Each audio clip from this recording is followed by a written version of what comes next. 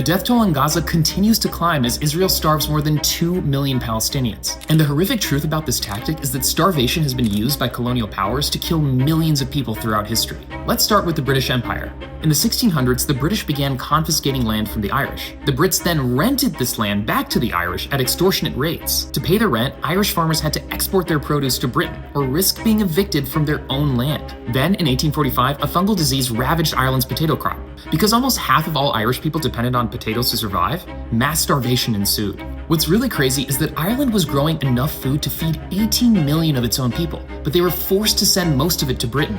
This led to the Great Famine, which killed roughly 1 million people. Almost 100 years later, the British brought about another famine during their colonization of Bengal. To fund the war effort during World War II, British officials imposed heavy taxes and seized food supplies from India to feed their soldiers. This massively drove up costs, making food out of reach for many.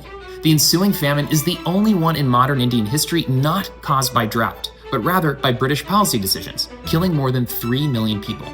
Now let's switch to the Soviet Union, which caused a famine in Ukraine in the 1930s known as the Holodomor.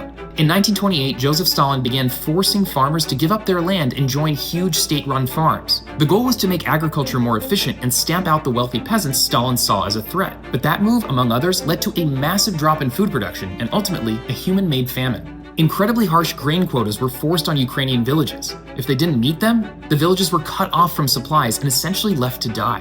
When millions of farmers revolted against their Soviet rulers, Stalin set out to crush the uprising by starving them to death. Conservative estimates put the number of Ukrainians killed during the Holodomor at a minimum of 3.5 million people. Finally, let's talk about France. In 1830, France invaded Algeria and began seizing land from the indigenous population. Algeria was known to have an unpredictable climate, which led to regular crop failures. But before the French arrived, Algerian farmers had devised ways to get through tough times, with communal sharing arrangements.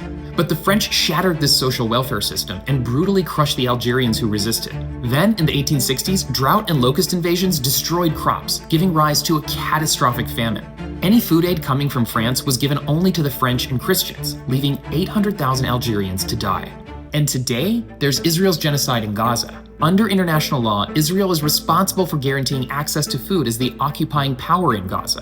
But it's been starving Palestinians to death as it continues to limit food aid into the territory. On a near-daily basis, Israeli forces have been massacring Palestinians gathering for food at Gaza's so-called aid sites. With the death toll rising, some former UN officials are now declaring a full-blown famine.